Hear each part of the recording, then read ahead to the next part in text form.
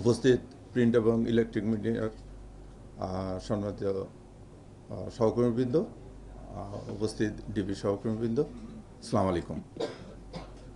আপনারা অবগত আছেন যে গত 13 নভেম্বর 2025 রাত অনুমান 8 ঘটিকার দিকে হাইকোর্টের সামনে ফুটপাতে দুটো ড্রাম পাওয়া যায়। এই ড্রামে দুটো ড্রামেতে চালের নিচে টুকরা টুকরা 26 টুকরা এক ব্যক্তির লাশ পাওয়া যায়। এতে সমস্ত দেশব্যাপী তখনই প্রিন্ট এবং ইলেকট্রনিক মিডিয়া চলে আসে এবং এটা ব্যাপক চাঞ্চল্যের সৃষ্টি করে।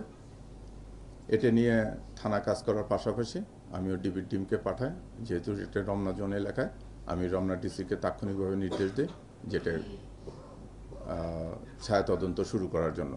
তদন্তের এক পর্যায়ে আমরা মৃত ব্যক্তির পরিচয় উদ্ঘাটন করি। তার নাম আশরাফুল ইসলাম, বয়স 47। এটা আসলে একটা আমি প্রথমে থেকে শুরু করি যেটা একটা ত্রিভুজ প্রেমের কাহিনী। আসলে হত্যাকাণ্ডটা ঘটেছে এই প্রেম ঘটিত সংকটে। এখানে জরেজুল ইসলাম নামে যে প্রধান আসামি, উনি মালয়েশিয়া প্রবাসী। উনি মালয়েশিয়া থাকা অবস্থায় সোশ্যাল মিডিয়ার মাধ্যমে একটি অ্যাপসের মাধ্যমে প্রায় 3 বছর সামথিং আগে এই কুমিল্লার একজন শামীমা আক্তার কোহিনুর নামে এক মহিলার সঙ্গে তার পরিচয় হয়। তাদের ভিতর বেশ ভালো সম্পর্ক, একটা প্রেমের সম্পর্ক স্থাপন হয়। এই জরেজুল ইসলাম গত আনুমানিক 1 মাস 10-11 দিন হলো দেশে আসে এবং এই শামীমা আক্তারই তাকে এয়ারপোর্টে রিসিভ করার পর যথারীতি জরেজুল তার বাড়ি রংপুরে চলে যায়, শামীমা কুমিল্লায় চলে যায়। তাদের ভিতরে এই 1 মাস যাবৎ বিভিন্ন সময় টেলিফোনে অন্তরঙ্গ কথাবার্তা হয়। জরেজুলের স্ত্রী এই বিষয়টাই ধরে ফেলে যে তার স্বামী অন্য এক মহিলার সঙ্গে পরকীয়া লিপ্ত অবস্থায় আছে। তখন জরেজুলের স্ত্রী জরেজুলের খুব ঘনিষ্ঠ বন্ধু আশরাফুল ইসলামের সহায়তা চায় এবং আশরাফুল ইসলামকে এই শামীমা আক্তার কোহিনুরের নাম্বারটাতে দিয়ে বলে যে তাকে একটু বুঝান যে সে যেন আমার স্বামীর এখান থেকে এই পথ থেকে চলে আসে, কারণ আমার স্বামীর সন্তান আছে, আমার সংসার আছে। তাই এই আশরাফুল তার সঙ্গে কথা বলতে বলতে আশরাফুল একসময় তার প্রেমে পড়ে যায় এবং আশরাফুল এই ভিডিও চ্যাটিংয়ের সময় বিভিন্ন তাদের সঙ্গে অন্তরঙ্গ মুহূর্তের ছবি তোলে, অবস্থায় ভিডিও চ্যাটিং করে। তাই বাই দিস টাইম এই আশরাফুলের সঙ্গে এই শামীমা আক্তার কোহিনুর করে যে জরেজুলকে জাপান পাঠিয়ে দেবে। চুক্তি হয় যে আশরাফুল জরেজুলকে জাপান পাঠাবে 14 লাখ টাকার বিনিময়ে এবং এই 14 লাখ টাকার 7 লাখ টাকা দেবে এই শামীমা। এই কথা অনুযায়ী তারা বলে যে আমরা এই টাকা নেওয়ার জন্য এবং জাপান যাওয়ার প্রসেস শুরু করার জন্য তার দুই বন্ধুকে জরেজুল এবং আশরাফুলকে থেকে আসতে বলে, রংপুর থেকে আসতে বলে। কোহিনুর আসে, শামীমাও আসে। আসার পর তারা এখানে একটা বাসা ভাড়া নেয়। গত 11 তারিখ রাতে তারা রংপুর থেকে রওনা দিয়ে 12 তারিখ ভোরে পৌঁছলে এই শামীমা তাদেরকে সায়দাবাদে রিসিভ করে তারা একটা বাসা নেয়।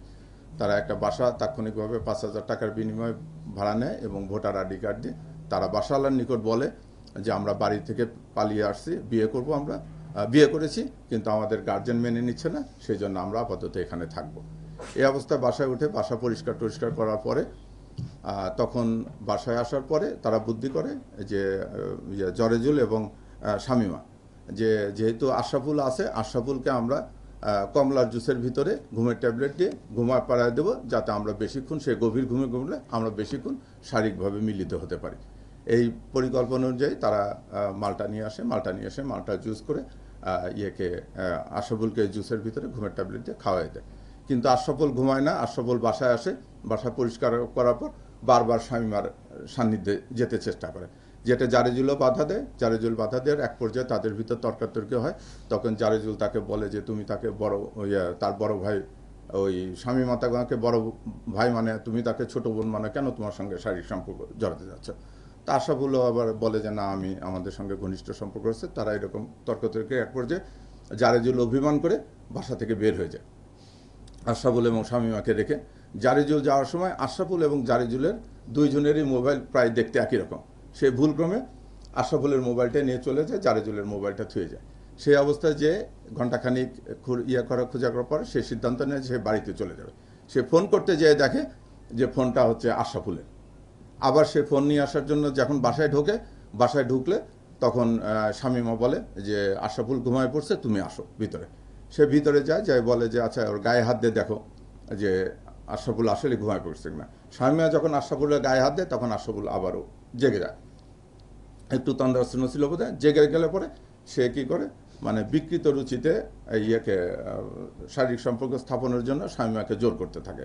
শামীমাও সেটাই রাজি হয় না, রাজি হওয়ার না এক পর্যায়ে ওরা কথা বলে। এই সময় জারেজুল তো ভিতরে আছে, জারেজুল কি করে, আশরাফুল যখনই জেগে যায় জারেজুল তখনকে আড়ালে ঘরের ভিতরেই লুকায় থাকে অন্য একটা রুমের আড়ালে। তো এই ধস্তাধস্তির এই পর্যায়ে তাদের তর্ক বিতর্ক এক পর্যায়ে শামীমা বলে যে ঠিক আছে, আমি তোমাকে ওরকম করে তুমি যেভাবে চাচ্ছ সেইভাবে এই বিকৃত পন্থায় করতে দেবো, তাহলে তোমার হাত বেঁধে দিই। তখন কি করে, কাপড় টাঙানোর একটা রশি ছিল, ওই রশি দিয়ে শামীমা কী করে আশরাফুলের হাতটা বেঁধে দিয়ে তারপরে যখন শারীরিক সম্পর্ক যেতে ধরে তখন মেয়েটা শামীমা একটু চিৎকার চেঁচামেচি করলে জারেজুল ভিতর থেকে চলে আসে, এসে গলা মানে জাপটায় ধরে আশরাফুলকে।